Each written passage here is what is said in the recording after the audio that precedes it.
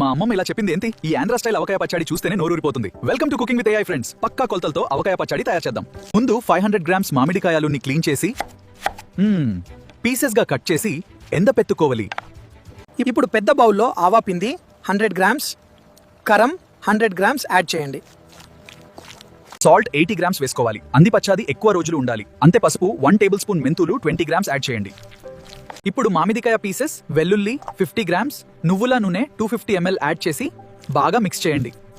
ఇప్పుడు గ్లాస్ జార్లో స్టోర్ చేసి 3 నుంచి 4 డేస్ ఉంచండి. అంతే, మన ఆంధ్ర స్టైల్ అవకాయ పచ్చడి రెడీ. మీకింకా అర్థం కాకపోతే వీడియో కింద ఉన్న డిస్క్రిప్షన్ క్లియర్గా చదవండి ఫ్రెండ్స్. మన ఏఐ షెఫ్ బుజ్జి ఛానల్ ని సబ్స్క్రైబ్ చేయండి. అవకాయ ఇష్టం అయితే మ్యాంగో అని కామెంట్ చేయండి. ఫ్రెండ్స్, మన ఏఐ షెఫ్ బుజ్జి ఛానల్ ని సబ్స్క్రైబ్ చేయండి. అవకాయ ఇష్టం అయితే మ్యాంగో అని కామెంట్ చేయండి. ఫ్రెండ్స్.